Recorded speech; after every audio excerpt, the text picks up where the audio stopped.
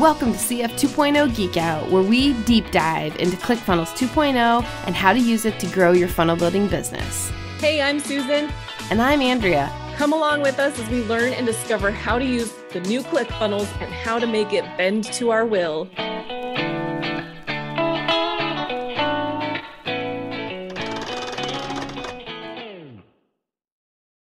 Hello, everybody. Welcome.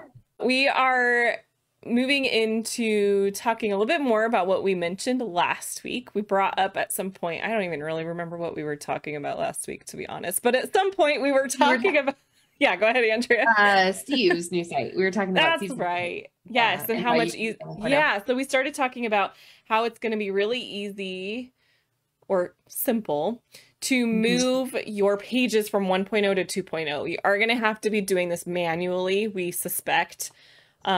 But that brought up the style guides, the themes that you can set in your 2.0 account. So we're going to talk about those today. And I know Andrea's prepared with some examples of what style guides are. So if you don't even know what that is or what all should be included, we're going to cover it all today. And Susan has a gift for you guys.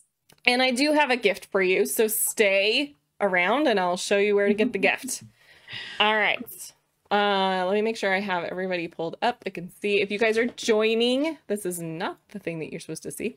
If you guys are joining, let us know that you're here so that we can answer your questions and interact with you in the comments, and that we just know that you're here and that you're watching. All right, Andrea, do you want to explain to everybody what a brand style guide is? Yes. And we were just talking about this right before the call. So Susan and I both, there's like a vast world of design, and there's many aspects of design. There's the interaction aspect, which is really where Susan and I geek out a lot. There is the kind of architecture of design, and then there's the visual aspect of design. And then of course, there's another category of like the emotional aspect of design. So today specifically, we're going to talk about the visual brand guide. So this is the stuff that people see on the screen, which I would say it's kind of this dance. Like typically people kind of start here, but when it's off, it's because they don't have the emotional aspect behind it. So it's a little bit of this dance of like, we would encourage you to do the emotional aspects of it, but we're all entrepreneurs and just need to get started. And so sometimes starting with the visual guide is the easiest, best place to start because it's something tangible that we can either love or throw stones at and iterate from there. So we're going to talk about the visual brand guide today. Yeah. So, and I think in another thing, we can assume that either if you are here and you own a business, or you are here and your business is to build funnels for your clients, that they have to, like, it is a really great idea and highly suggested that they do have that other stuff first, like that they do have it figured out. Like, what is the point of my business? What is, who are we reaching? What is the message that we are putting out there into the world that's attracting the right people? Like, this is kind of assuming you got that figured out, and maybe you are needing to like now have a more polished brand, because I think we all start somewhere. We all throw a DIY logo together somewhere and like, or have just like some words and it's not even a logo, like just something really simple and basic to put our business out there. And now like, this is going to, I think that this is for a lot of people, having this style guide editor in 2.0 is going to make it a lot easier for businesses to have a more polished look to the visual appearance of their business via their funnel pages and their websites and all of that, because it's getting people to like nail down a consistent style and none of this like just scrapping things together. It's like, no, this is the style and this is what everything's going to look like. Yeah. So I think you hit the nail on the head too, Susan, that it really is like, yes, we are going for an emotional response from a target customer, but the only way that we have a chance of really doing that, in my mind, is if you are consistent. It's interesting. I was just working on this project and they did the classic, like they went from one page that's like essentially like an opt-in page to a sales page. And it is 100% different in the visual everything. And what it does to the customers, like there's this jarring, like, I thought I was getting into business with one entity and now I'm with a different entity, right? Like there's something that's really dramatic that happens when we start to mess around in the consistency of our design. So, which is by interesting meaning like usually not good in terms of the impact that we want. So I think you hit the nail on the head on that consistency front.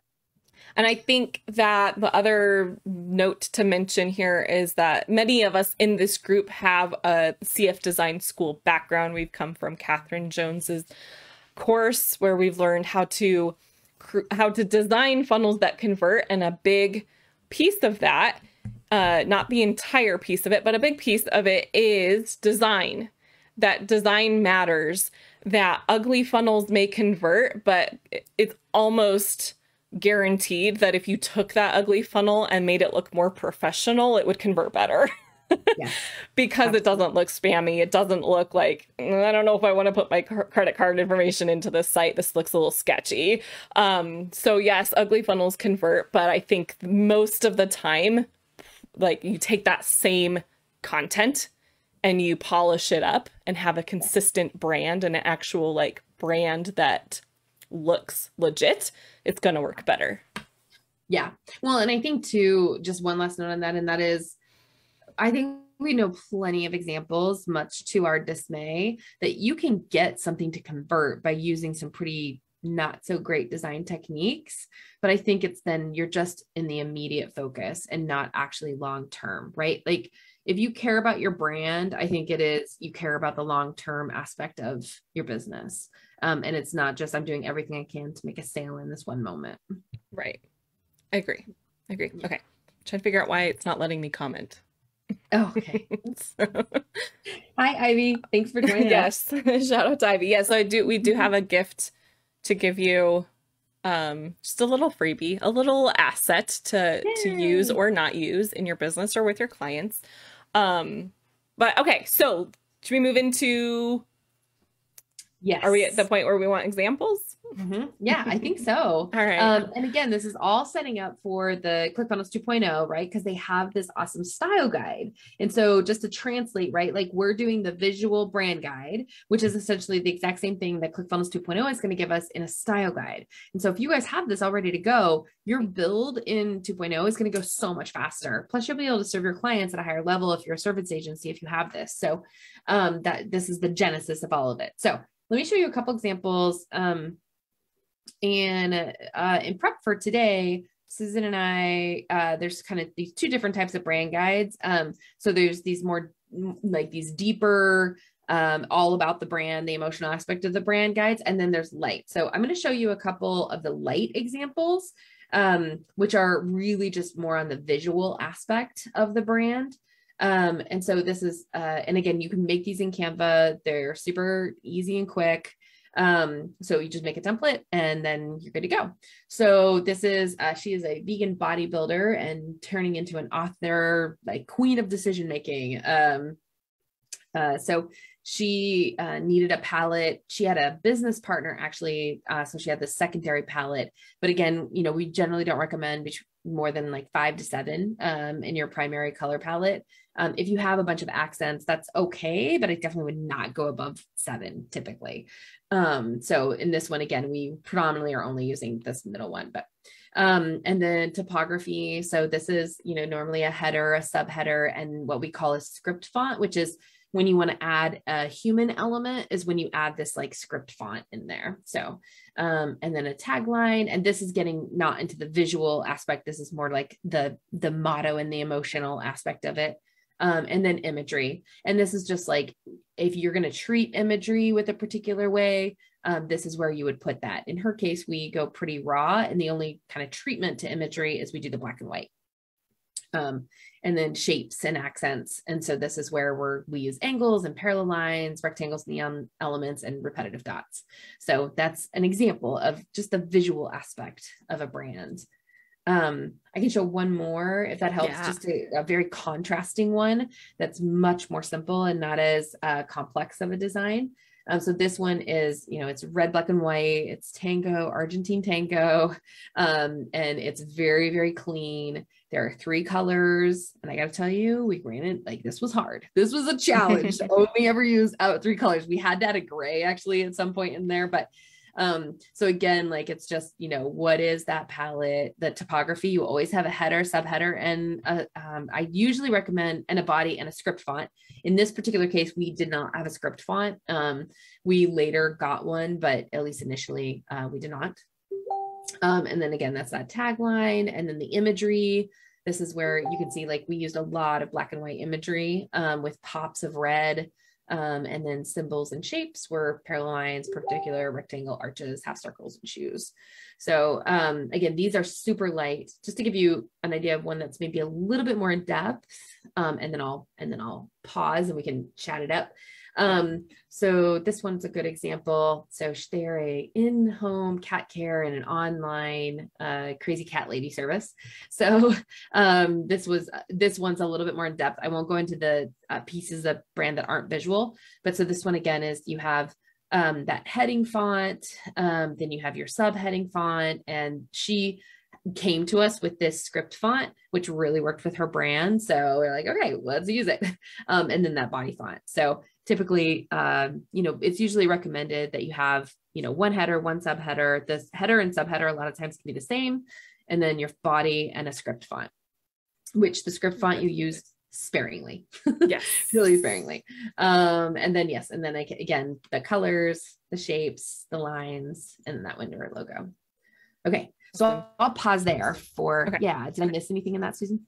No, I think that's great. It's always awesome to see examples. I was going to pull up, I can do this quickly. An example of an amazing style guide in action. I'm not going to share the style guide as an example to you because it's not one that I created for this client. Hang on, I'm trying to pull up the site. So this client is a client of mine where I take care of her funnels for her. She went and she paid somebody, and I'm going to do a shout out to this person because she's amazing. And I'm going to totally butcher her name, but I will stick it in the comments so that it's spelled correctly. But her name's Carla Paminos, I think is what her name is, but she's won all kinds of awards for her branding.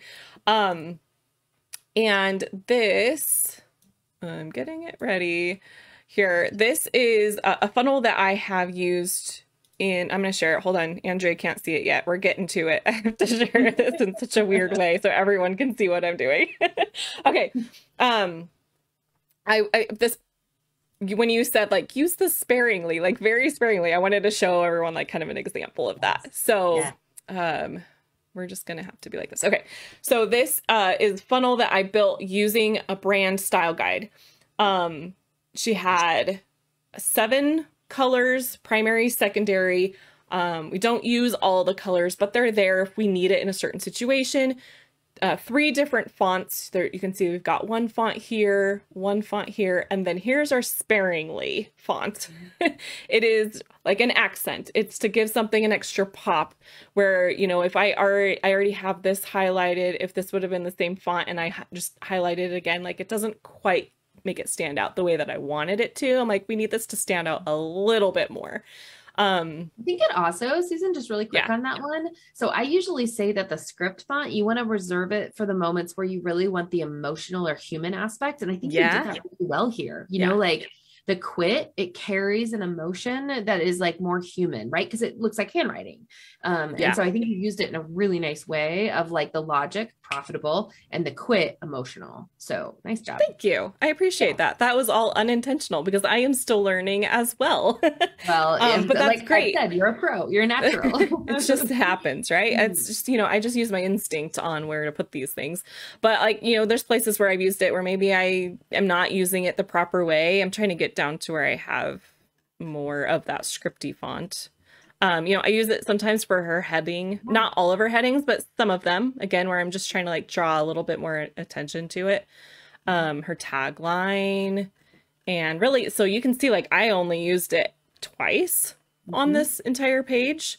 And unless I missed one of those that I totally just scrolled past. But that is the power of having, like, this was probably the most fun funnel that I have put together, because we had the entire style guide already decided, in place. Like, everyone was good with it. We were happy with it. It's like, okay, now it's time to design. And so, like, if you are a funnel builder and you're always struggling to come up with the designs for your clients, like, make sure there's a style guide in place, and it's going to make it so much easier. Well, I don't know about you, Susan, but like, I won't, my team and I, like, we won't start a build until we have the style guide, because we have found that we waste so much time as creatives, right? Where it's like, if we don't have that bumper car to be like, okay, here are my colors, here are my shapes, these are my bumper cars, right? Then I can go fast, versus like, if we're trying to design on the fly. Oh my gosh, just so many hours wasted. I think for me, when I was starting out and my clients were primarily like new and they didn't have these things in place, I would start designing. I would basically be creating their brand style while I was designing their funnel. And that takes so much time. Have it ready first, and then you can go and do that. Okay, so Dan is in the comments. He's asking, how did you put that script font in a text element? We are going to dive in next week. So we're not done today. Don't go anywhere. But next week, we're going to dive into like some CSS stuff that you can do to make your brand style show up on your pages the way that you want it to be. Like, how did I get that scripty font to show up in the middle of that element? We can go into that kind of stuff. So we can do that next week. And we'll invite Dan with us. Yes, he was an expert at that. But today we're just focusing on the basics. So I think, okay, so should we move into like 2.0 now? Okay, what does 2.0 allow us to set? Okay, so we cannot show you the back end of the 2.0 editors yet, but we can talk about it. So let me pull it up for my own sake and reference here. Okay, so let's just go through all of the things that they allow us to set in the style guide in 2.0. And I don't know, I was going to say I could pull up a thing and like type it out for them, but I think we will not do that. Okay, I think your gift aligns with it, so I think should I just pull it up now? Did I ruin it? Did I ruin it? No, should I just pull it up now and talk about it as we're talking about it? Let's do it. Yeah, because it's all geared towards there. And then we can adjust it on the fly too if we missed anything. Okay. All right. Let's see. I will share I'm such a bad marketer. It's okay. I literally have been editing it a little bit while Andrea has been talking. So let me throw one more little thing onto this, and then we're going to call it done. Okay. I put some like examples onto it. Shout out to you. All right. Hold on. I got to get it ready for displaying on the screen. Okay. So the gift that I have, sorry, this one here. Okay. The gift that I have to give you guys is a template for making your own brand style guide. Honestly, I don't really care if you go and use this for your clients as well. I'm going to share the link. You can download this template into your own Canva account, and you can use it wherever. I'm not claiming any rights to it. Literally, I kind of just threw it together for you. And it's based off of a template that was already in Canva, but I've adapted it a little bit based on like some things that Andrea and I have talked about, like, well, specifically for funnels and things related to funnels, we also should have like these things figured out. So we're going to walk through that and how it relates to then creating your style theme in ClickFunnels 2.0. So yeah, did you have something to add to that? Oh, it's great. Okay. All right. So similar to the examples that Andrea just showed you, like there's a place in here to like give, okay, what even is our business? This is kind of like where you would put that tagline at, couple pictures that might represent your business, your vision, your mission, like, right. You can still have the emotional side of your brand packaged into this, but then the rest of this is going to be all like visual type stuff, which is supposed to convey the emotional side of your brand. They're supposed to go hand in hand. Um, no, you were going to show examples of mood boards. Do you want to Oh yeah. still do that? You want to just get one ready to go and Yeah, then we'll I jump have it over to that ready. in a minute? Oh, you have it Yeah. ready. Okay, well, let's do that in just a second then. Okay. So a mood board, this isn't exactly how Andrea this isn't what Andrea's going to show you. She's going to show you how to do one in Pinterest, which is really cool. But I think of this as like a quick glance, of what the mood, what the feeling is of the business. So you'd stick like some pictures again that represent your business, some of your brand colors.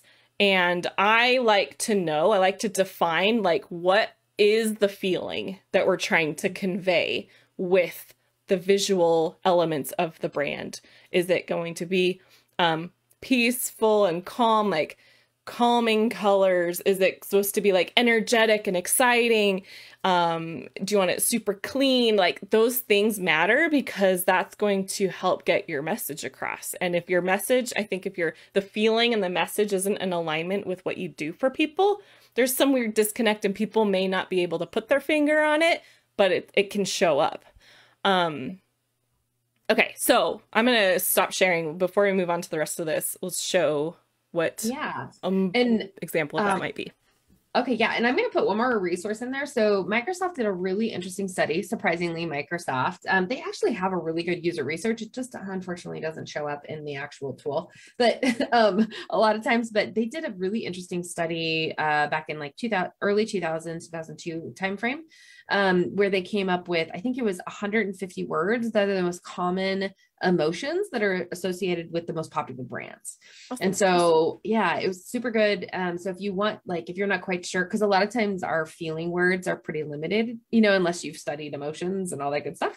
So if you need some inspiration for actual capturing the emotional sentiment, I'm going to go ahead and if I put it in chat, Susan, I guess, or I'll put it in chat just so we don't lose it. And then we can add it, I guess, in the comments on it. Oh, so, yeah. Here, I'll just drop it in there for you guys.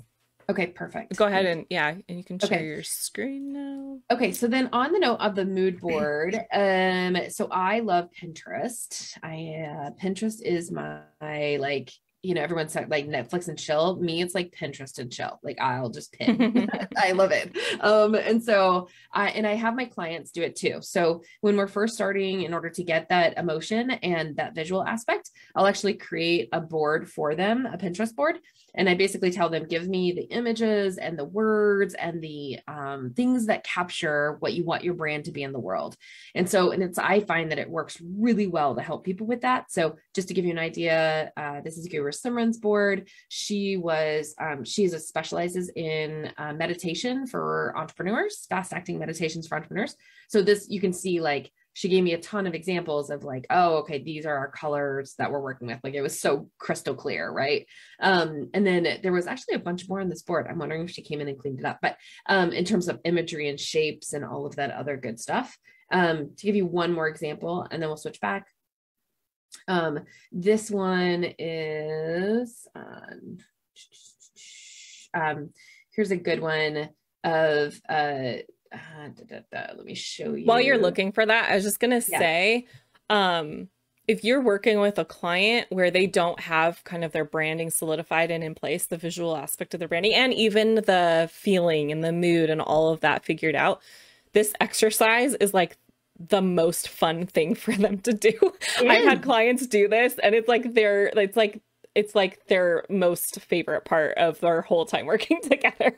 It's true. It's true. I've had the same experience. And even for the people who never pinned a day in their life, like they love it. And I give them a week cutoff because I was like, we could be here forever. I was like, you have a week. I want at least like 50 pins, like give it to me, I think what it is because, when we're sitting down and we're like stuck in our own heads about our own business. And it's even like when I was going through the template just now of the Canva thing. And I was like, here's where you would put pictures that represent your business. How many of you were just like, oh my gosh, what would I even put there? I have no idea what I would even put there. What pictures represent my business? But when you just are given the freedom to like, no, just grab anything. Just grab anything. It doesn't have to be directly related to your business. You're looking for colors. You're looking for feeling. And it's like, doesn't have to be specific to your business. Then it's like all of a sudden this easier exercise to do. And it's like, you're not limited to thinking only about your business specifically. Does that make sense? Yeah. Yeah, it does. And I think that, imagery is like this interesting thing. So just to give you an example, this is Dr. Allie Flowers. So just to reemphasize, Dr. Allie Flowers, who specializes in helping women with pelvic health, right? After they've had a baby. Okay. Just in those words, you would maybe think like medical or fitness or right. And so if you stopped there and you didn't go to the visual, we would never have gotten the essence of what she really wanted the emotional aspect of her brand to be. Instead, we had her do a Pinterest board, and you can see like it's very serene and relaxed and chill. And it's not like hardcore fitness. You know what I mean? Mm. It's like very much embracing of just the maternity journey, and the colors are soft, and, it's like beachy feel. And so like this helped shape the entire brand, and we would have gone a completely different direction had we not done this. And so, yeah, you can see like she loved it. Like she just went crazy giving us a ton of images. She's kind of like high execution, which I love, but and you can see like, because don't the newest pins, they stay on the top, like so you can see like as we're scrolling how where she started out, like it's a little bit messier the lower we get, because she was just pinning everything. And then towards the top, we can see like this, like more of a theme coming into play here, because as she kept doing it, I'm sure that she was like, yes, like this is like she probably felt it herself too. Like, yes, this is what I'm liking. This is what I'm liking. Got on this, like this kick of like, yeah, these are the things. You can see the theme start to appear the more that she added. Absolutely. Yep. Well said. Yep. Exactly. And that's exactly what happened. And we landed up there. So, and from this, we have like a brand that she loves, a brand guide she loves. Every page we build, like it's amazing and it converts well. And so it's just, it's just a great experience all around. And super helpful. So on that mood board. Love that. Love that. Okay. So when we are talking then about, let's get it back here. Share so Andrea can see here. That's when I'm saying like, okay, drop some pictures in that represent like your business. Like they don't have to be business pictures of your products if you don't even have products, or pictures of anything that has something to do with your business, but it's maybe taking a few of like your most favorite pictures, like from a Pinterest mood board that you just threw a bunch of things together and put them on here. Ideally, I think you would probably want to put some pictures that you have the rights to use in your business. So maybe put some stock photos that you can then go and use in your business. But that's what we're talking about, of like, okay, just drop something in so we can get a sense of what the feeling is of your business. Okay, moving on. So now we're going to get into more of like things that are actually defined in 2.0. So logos, of course, there's a place. This is not part of the style guide in ClickFunnels, but there is a place in ClickFunnels for you to go and load in your logo, so that it will just, anytime where you're calling for it to pull in your logo, I think, right? Am I making this up? I feel like it asked me to do that. Now I'm like, what's funny? I feel like it did too, but it's not in the style guide. So it's not in the style guide. Yeah, it was really quick. I think it was just in the settings. It was in the themes. Yep, I found it. So it's in the settings of your account. It asks you to drop in an image of your logo. It's where you're setting like your subdomain. And I don't know how it's working to use that logo. I'm pretty sure it is just pulling in. I think there's maybe there might be an element specific to logo. I honestly haven't looked at it that closely, but I know when I started creating the Funnel Hub page, it already had the logo in there. Like, I think it was really easy for me to just put it in there. Yeah. So not part of the style guide, but logos are important. You're going to have your logos in places. And so part of a style guide is to have your logo, but also maybe one or two versions of your logos to have in different uses in different places. So there's a spot for that. On that, yeah. Oh, I thought you had something to say. Yeah, sorry. It was glitching a little bit. I was just gonna say on that note, just really quick on logos. I think one of the biggest mistakes that I see people with logos is that logos have two parts. They have the watermark and they have the symbol. And so when it gives you like alternative options, I would just make sure that your logo has at least those two elements, a symbol and a watermark, so that you can interchange them. Yeah. So when I think of it, and I'm by no means like an expert logo or designer here for these things. But whenever I make something for my own business or a client business, I usually do, it's not always necessary, but I usually have like one that works in a more horizontal way, and then one that works more in like a confined, like just needs to like a watermark way, right? But then also the next one here is at least have a favicon version of it, which means you may have a logo that's like this, where, and it may not be in a circle, but your logo is like tight. It's condensed into being almost like in this square shape, but that doesn't mean it works as a favicon, because if you've got words on it and you shrink that down, if you guys, just so we're all on the same page, a favicon is like the little icon that shows up on the tabs on your browser. And so if you think about, like, I work with clients all the time where they give me a favicon, I ask for one if they have one, and they just give me a tiny version of their logo. Like, well, that's not going to work because we can't see what it is when it's that tiny. We can't read any of those words. So you might have a different version specifically for that use, where it's like just an icon. A submark can be used as a watermark as well. And so it may not be necessary to have every one of these, but just make sure you have something that is usable for those situations. Yeah. Does that make sense? And just both a little bit of like my own judgment or bias is that I do think that like inside the funnel builders community, the not having a favicon is a little bit of like they're not that great. You know what I mean? Like, I don't know if you feel that too, but I'm like, that was one of the first things I was like, okay, I'll make sure that I have my favicons all squared away. Have your favicon. And the worst thing that you can do when it comes to that is not adding your own favicon onto a ClickFunnels funnel, because then the ClickFunnels one shows up on your sites. And then it's very clear that you kind of threw something together and didn't really know how to finish it off. So make sure you're changing those. I'm not paying attention at all to the comments, so I'm going to switch over to that really quick. We're good. Okay. And Ivy, and they're fairly quiet, so we're good. Awesome. Okay. So there's one place in 2.0 where you can go and put in your one logo. Anything else that you're wanting to put in there, it would just be in there as an image, and you drop it in as an image wherever you're wanting to use it. Next thing is color palette. So Andrea, you mentioned earlier, like you showed two very different examples. One example had like 4 or 5 colors in their primary palette, and they had like 4 or 5 colors in their secondary palette, and that was a unique situation.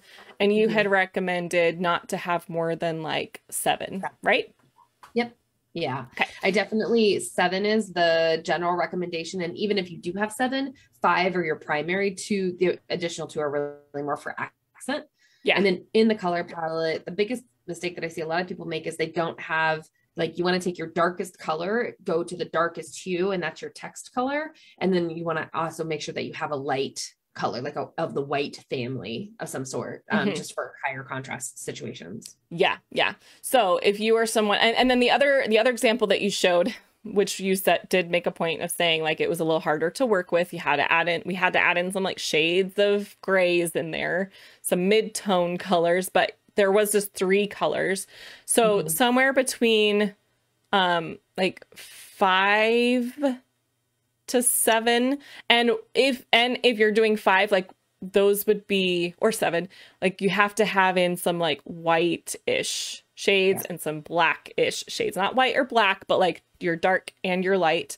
So you may need to, like, shrink this down and add in a couple more boxes into your template here. This doesn't mean you have to be limited to 5. This is just a suggestion. Yes. In my business, I have 3. I would say I have 2 primary, a secondary, but then I also use a lot of white. I use a lot of white as my white space, and I don't really have an accent, or maybe my secondary is my accent, but I basically have, and I use black. I use black and white, and then I have my 3 actual colors. So I have about 5 colors that I use, but 2 of those are white and black. So I have 7 with 1 primary. Do you want to show yours? Oh, sure. Okay. Or I'll show mine, and then we'll show yours so that they understand what we're talking about here. pull my newly built funnel hub. So I've got my main, I don't even know. I haven't thought about what's primary and what's secondary because I like to use my dark blue, my lighter blue, and my red a lot interchangeably. But then I use a lot of white space, and then my text, I just keep it black. I use black as it is part of my palette. But then again, I have like some grays, right? Not everything is just those colors. Like I use gray too in my palette. So I need to create my own style guide. Isn't it so funny? Put it like all cobbler's together. kids, right? Cobbler's kids. Yep. I just make my stuff and I'm not working from a style guide for my own things. Just put it together. Okay, so I'm gonna stop sharing so Andrea can share hers. Anne was just commenting how much she's enjoying your presentation. Okay, so I'll go ahead and share mine. So mine is, we have fun with our little blobs, because blobs is my primary shape. Very intentionally. So yes, I have this, primary is the green, the orange, and the yellow are the three colors that we kind of play with. There's a hue of the orange that we also play with that should be on here. That's almost like just a super opaque version of the orange that we can play with. And then this is actually our black, which is actually brown base, but it's like super, super dark brown. And so, which is interesting because we, all of our text is in this color, and then any, if we want to have like a dark background, which we rarely do, it would be in that. I usually say it's like the poop brown because it's like we have played with this brown so much. But anyway, yes. But it almost looks black, but you can definitely tell, like, I think if it was black, it would look a bit out of place. It's just, so there's definitely situations where you don't want it to just be black and white. Exactly. Yeah. And it's interesting, for the ladies from like the 80s, right? There was always like, you have brown base and you have black base wardrobes. Do you remember this? Right. I do. Yes. So I think for me, it was interesting when we were choosing this because it was very much that conversation. We tried my palette with black and I was like, it's not warm enough. Like I want something that's really warm. And so anyway, we went to poop brown over cold black. So I'd rather have poop brown than cold black. So let's go with that. All right. Okay. So relating this to 2.0, what you are able to do inside of 2.0 with the colors, basically, I so badly wish we could just show this because it's hard to describe and it's so cool. Yeah. But I'm going to try to describe it the best that I can. When you go into your style guide in 2.0 and you go into this place where you can set your colors, you have the option. I'm looking over at it right now so I can describe it correctly. 1, 2, 3, 4, 5, 6, 7, 8. I don't know why they've only put 8 boxes there and didn't just give us an even 10, because like there's 5 boxes and then there's 3 boxes and then like there's places for 2 more colors, but they're not there. Yeah. But they give you 8 places to select your colors for your brand. So you'll go in there and click the little box. It opens up your color selector. You can type in your color hex code and set your colors. Then I didn't notice this the first time I was in here, so I don't know if this is new or if I just totally skipped over it. The auto generate. Yes. Is that new? I think it's new. Yeah. Okay. So then I'll explain what auto generate is for after I explain this next part. So then you have, let's see, 1, 2, 3, 4, 5 themes of lightness to darkness of your colors. So if you think of like, okay, I'll just name them all right now. There's lightest, light, colored, dark, darkest. Mm-hmm. And the lightest, imagine like your funnel page is like the lightest it could be. You have like everything's white background. What would your fonts and your text look like on a white background? And I think one part of this, Susan, just to remember back to what you did with Noemi's, right, is like, it's the sections. Like you have this beautiful altering, right, between like a light section and a dark section, a light section and a dark section, and it helps the page have some dynamic nature. And I think that's essentially what ClickFunnels 2.0 has given us, is like the ability to quickly make those sections based on this like different color use on a core palette. Yeah. Here, I'll just share it because that actually might help describe this a little bit better. Okay, so this would be a lightest theme section where it's the lightest background that we use, which happens to be white in this particular brand. And like, what would the fonts look like? So you can choose the color for like, okay, what are my headline font colors going to normally be? What are the sub headlines going to look like? And what are the body font? And then there's the option for like, what color are my icons going to show up as? What color are my links going to show up as? What color are the, the checklists? The checklist element where you've got like the little default check mark and then you have your text. You can just select what color the bullet. So those are called the bullets, even though they're showing up as check marks. You can select what color those are going to be and then what color the text is going to be next to them. So it's really cool that you can preset these. So you can preset it for your lightest background.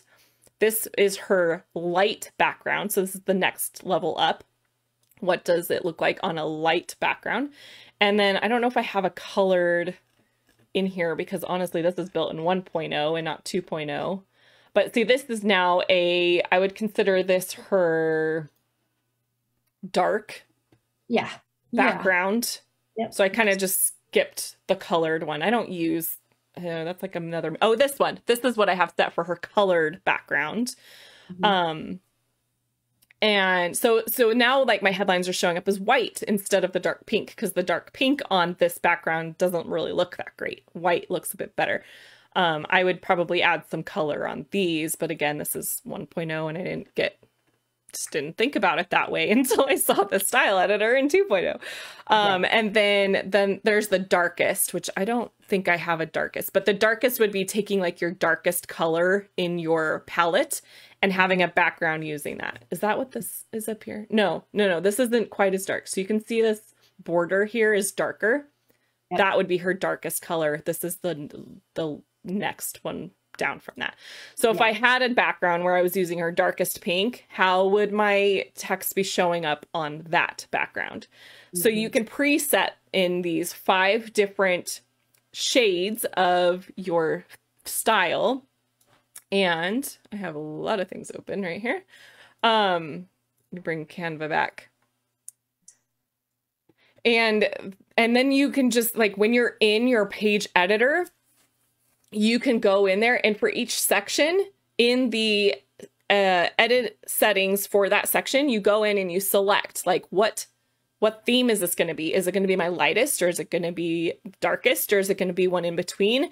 And then it automatically presets all of your other elements in that section to be what it needs to be. So you don't have to go into every element and choose like, okay, I need this headline to be darker and I need this, like, it's all going to be just done for you. I'm like so excited about it. It's going to be so cool to be able to go and build our pages in when we actually can go and do that better. All right, so that's just the colors. So if you have your colors figured out and you can go and load them into this, and then I think the auto generate is going to take your colors and kind of design your themes for you. But then you can go in and you can edit each little thing that you want to. You can change it if you don't like it, which is really awesome. Really awesome. Yeah. And again, it helps in the consistency. So like typical, when you're building like in a WordPress site, right? They give you a theme and then they have the CSS, which is the CSS is what dictates the colors and the fonts and how does everything present, right? And so I think what ClickFunnels has done is basically given us a little bit of a way to control that overall consistency of look and feel. And in the build, it's way easier because we don't have to like pick the color every single time. We can just basically say, I want my lightest section or I want my darkest section. And just, it's awesome in terms of just the speed of build. Yes. Yeah. Okay. So that's just the colors. Now on here, this isn't normally something you would see on a normal style guide template, but because in 2.0, we also have the option in the style guide to choose what our buttons are going to look. We can preset our buttons and they give you 3 different presets to create. So you're going to have probably what's going to be your primary one. And then you have 2 other choices. So like if you're going to have like 4, let me bring it back. This one here, you can see like all of the colors all of the every button is the dark pink color. But if I were to create a dark pink background, I can't use a dark pink button on that dark pink background. It's just not going to work. So you're going to want a lighter color. So you can have like a preset for kind of like a light, mid-tone and like dark theme. These don't get set in those light to dark themed settings. It gets set elsewhere in the style guide, but I think in general you would just do that. Like, okay, I need a button for my light backgrounds, I need a button for my mid-tone backgrounds, and I need a button for my dark backgrounds. Yes. And then you can also set the shadowing on them. I'm looking to see what else you can do. The corners are a big one. Corners. So like if you're going for a more feminine, normally rounded edges are really needed. If you're going for more masculine, like hard edges. So yes, just being able to consistently have that, which is fantastic. There's things in here. Okay, so speaking of corners. Yeah. Okay, so in 1.0, we can select like I don't know if we can do this on the buttons. I know we can do it on like borders where you can choose like I want this to be applied to the top ones only or the bottom ones only or all four. We cannot do that on buttons, right? Yeah. Okay, in 2.0 you can though. You can choose to edit each corner separately. Like there's a slider for each individual corner. So if you want one corner to for some reason show up more rounded than the other three, you can do that. Really cool. So they're giving us a lot of options if we want them, but you don't have to get deep into the options either. I'm disabling that now. Okay, and then we've got the shadows. We can control the X and Y direction. We can control the blur. We can control the spread, and we can control the color of the shadows. So everything that we are currently doing CSS for, we're just going to be able to do it in the editor. It applies universally to all buttons. Right. And so like right now, I mean, it just, again, it's like, it just takes a little bit of code, but it's needed, you have to do code. So it's nice to just be able to do it. All right. I think I covered everything for the buttons. You can choose the button font here universally, the button weight. So that's another thing in 1.0, you can't choose the button weight of the font, the font weight of what's showing on the button. It's like always bold. Right. And you have to have code. Yeah, so now with this, depending on what font you're choosing, so like I use Poppins font in my brand, and Poppins comes with a lot of different weights, a lot of different options with that particular font. So all the options that come with that font, they're loaded in here. So for the weight, I can select thin, extra light, light, regular, medium, semi-bold, bold, extra bold, black. Like I have the option of selecting any one of those for my buttons. And then you can choose button color and you can choose text color. So those are all the options that are showing up here. Yeah, super cool. Okay, all right, moving on. We can geek out about this for so long. Let me discard that. Okay, let's see, back to here. So that I just provided a place for you to decide what is your primary button gonna look like, and then you can figure out the other two when you're getting there, or you can just duplicate this and have all three of them show up right here. Fonts. Okay, so fonts is actually the first thing that it has you select in 2.0 in the style guide. Basically, you can choose your headline, your subheadline, and your body content. Those are the three things that you get to choose in the style guide editor. I wonder if we could get them to add an accents font spot. Yeah, that would be really awesome. But right now, it's interesting too, because I think I mean, it's awesome even just that they're paying attention to the and allowing us this, but that's exactly what's in 1.0 right now. So what people don't know is like the heading is the H1 element, the subheading is the H2 element, and then the body is the body element, the paragraph element. It's exactly the same in 2.0 with just the three layers. I always have trouble with getting mine. And I know that like each, in the funnel settings, like in the page editor settings, and you can go and do it for like the entire page, not just each element, but set the typography for the entire page. Each, like, it gives us those two options of like headline font and then content font. And I think it's just those two that are showing up in that spot.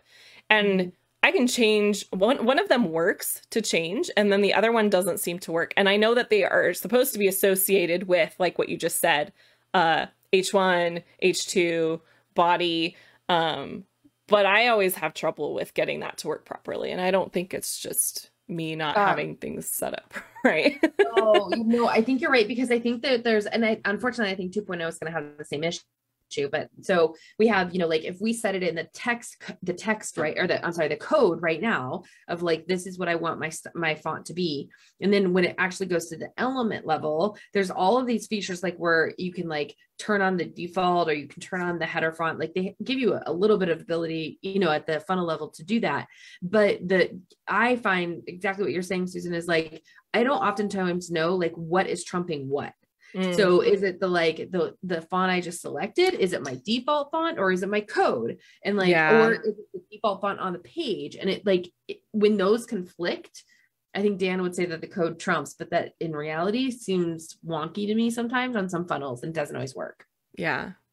I hear you. Yeah. So that's just kind of weird how that works. So I hope it's going to work a little bit better in 2.0, but we'll see. Well, but they do custom fonts too, because I think 9 times out of 10 we use custom fonts. Which they say that there's more font options. So for people, there's like the Google world of fonts, Adobe world of fonts, and then the wide world of fonts that are like custom, right? So like I have a custom font that I bought from a font specialist. So you have to load those, but so Nicole stumbled upon an option to load a font. We just haven't got it to work yet. Okay.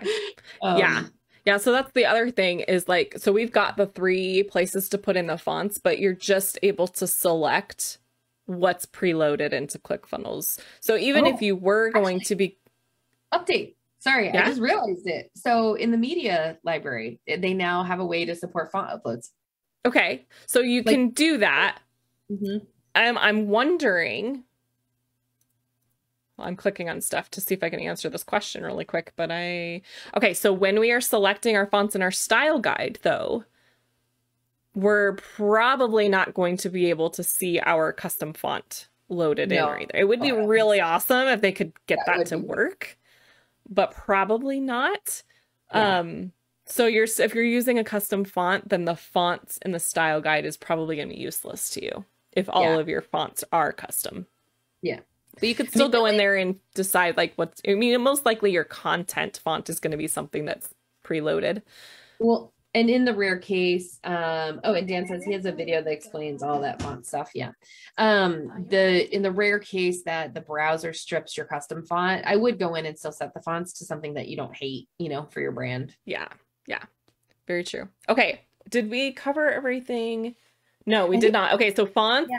Colors, I skipped over 2 of them, and then we have buttons. So the other 2 things that you can set in the 2.0 style guide editor are shadows.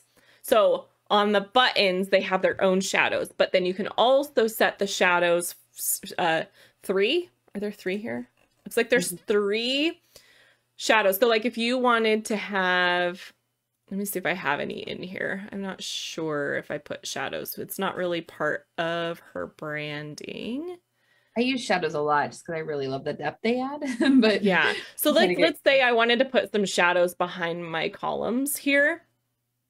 These would be referring to that. So you would be able to open up your editor for your column or your row and select one of 3 preset shadows that you have so that your shadows will be consistent. So you've got, you'll be able to see shadow style 1. Okay, I'm going to make all of the things on this page shadow style 1, and then you'll know everything is consistent. Or maybe you also have a specific shadow style for like behind photos versus boxes, or a specific shadow that you like behind your video elements and you only use it for your video elements. So you'll have the option of having 3 different ones, and you can change everything that we talked about before, the X and Y direction, the blur, the spread, the color, outset or inset. So is it going outward from the element or is an inward shadow on it? So yeah, that's pretty cool to have consistency. And then border, similar in that the borders, you get to set 3 styles.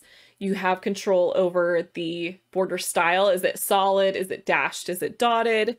The color and the stroke size. That's what you have control over. So like for all of these, you can see I have a little bit of inconsistency on this page where this one is slightly thinner than these ones, and they're intentionally different colors. But if I had all of my styles set where I have like a style set in this color and at a 3-pixel width, and then this one is at this color and a 3-pixel width, then it'd be easier to keep that consistency of the thickness. And I mean, that's a really easy fix. I can go in there and change that, but I'm trying to see if there's anything. Yeah. I These think ones are the biggest thinner. thing is like when you hit on it, and it is just that consistency thing. Yeah. So that's all of the things that you can edit in the 2.0 style guide. Just to finish this off, I'll go through the rest of the things in this template that we're going to give you. So select your fonts in your guide and imagery. So this goes kind of back to the mood board that Andrea was showing you before of like, this page is intended to be like a quick glance so that someone could look at this page and pretty much know what your brand looks like, right? We've got a mix of pictures and some colors, and we have an idea of what feeling you're trying to go with. But this is for you to put in some more. And I would definitely say these ones need to be photos that you can actually use, that you have the rights to use. Yes. And then we have patterns and backgrounds. So I'm going to switch back over here. We have like this patterned background right here. This is specifically for her brand. It was created when when she paid to have her brand style created. And we use that sparingly. But you can see like we also have it in the background of this graphic, and it comes in like all of her colors, but that same pattern. So you might have more than one. I think that's all the places that we used it. So you'd have your different patterns in your backgrounds that you like to use. But then in addition to that, Andrea is a fan of shapes. You can see it in her brand. She's got shapes all over the place, which is just awesome. And this might include things like arrows, things that go around images. I use shapes a lot to like even on my own. I think I closed it, but let me pull it back up. And Andrea, if you want to like show yours again too for the shapes. But like I have this particular shape that I like to use. It's part of my logo, but I made it like super big and I put it into this image where it's like a circle with like these looks like chevrons, but they're supposed to be mountains. Yeah, right here. So I have like this is part of my brand. This is the shape that I use. It's more of an icon, but and like the rounded rectangle behind the photo, like if I use that consistently, that becomes part of my brand. I'm going to stop sharing so you can share yours. Yeah. Okay. So let me share. I think it's this one. Yes. So as Susan said, I love shapes. I use a lot of shapes. So the blobs are my primary use, and I have a whole library of blobs that I can pull from. So I love it. And then the circles are very specific to some of our education and training when we're really trying to have connected journey type of conversations. We use the circles, the secondary orange circles. And then lines, we do wavy lines, and then so that is our shapes and nines. Yeah, that's great. And that's like, I mean, lines, I need to add that into there too. But when we're talking about I need to share so Andrea can see what I'm doing. Okay. So like mine, I keep mine very clean, and I used to use a lot of divider lines in it, but on this particular updated version of this, I took them out. I use very straight with a little bit of rounded, like just to kind of take the edge off. But a lot of my stuff is intentionally like sharp and pointy. My buttons are pointy. My icon mountains are pointy. The font that I have chosen is like sharp and pointy. Like that was intentional. But then I have things to break it up. I have a font that kind of just softens it a little bit. I have some rounded corners to kind of interrupt that pattern a little bit. the roundness of this icon in here and yeah. So those things you would want to kind of just include in here. If you have divider lines that you like to use, put that on here.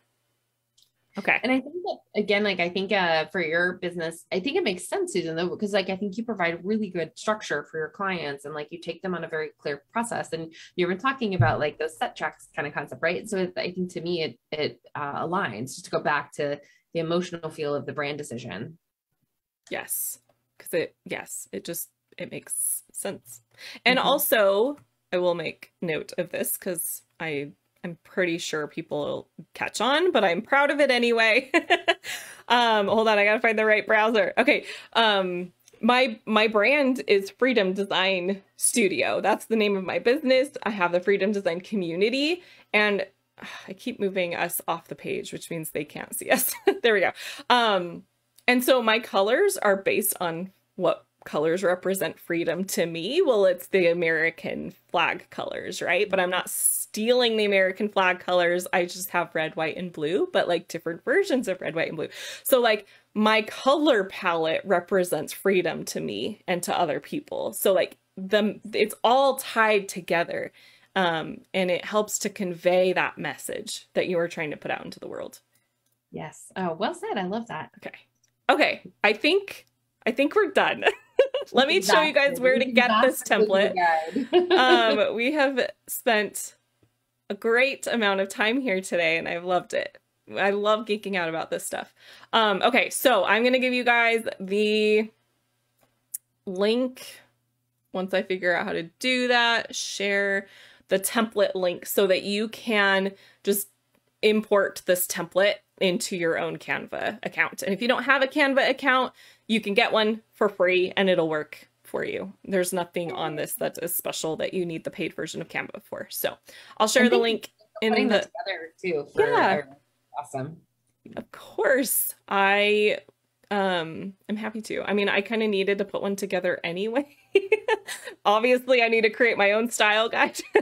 So now I have a template to work off of. I mean, I usually will tell my clients to go have somebody make theirs, or I just make one. I actually have made plenty of style boards for my clients, and I use like, so that's more of like a 1-page thing where it's like, you know, a style board where it's everything is all on one thing. And I make those in Affinity Design, which is kind of fun because then I have it all in there and I can just copy and paste things over to when I'm like doing a mock funnel design in Affinity. So I've never actually put a guide together. So I'm like, I really should probably do that. So I was happy to. As soon as I figure out how to share the link, I will share it in the comments. Oh yeah, I'm not Canva very good with this. Yeah, Canva's changed their sharing rules. Yes. Link sharing or strict here. Hold on. Help me, guys. How do we do this together? Oh, let's if you go share. Okay, so yeah, share as template. If you scroll down and hit on more. And then here you can share template link. Share link to watch, template link. There it is. All right, we've got it. Yeah, they changed their entire menu and what it looks like. They did. All right, now I just got to find Facebook and then I will share it to you guys real quick. Okay, we'll wrap it up though. Thanks for hanging out with us and geeking out with us on design. Let us know what else would you like us to cover. I think next week we've already planned, we're going to dive into some CSS stuff, magicry, on how to further be able to put your brand style into your funnels. And Dan Havey is going to join us on that call next week. He's already telling us in the comments he's got a video that explains all the font stuff. I don't know what he's referring to, but Dan, if you want to share it, you can post the link to that, or you can save it for next week. And let me post this link in here really quick. Brand style guide template. Okay. All right. Anything else, Andrea? No, I think this is great. Thank you so much. All right. Okay. All right, guys. Thank you for watching. We'll see you next week. Have a great weekend. Thanks, guys.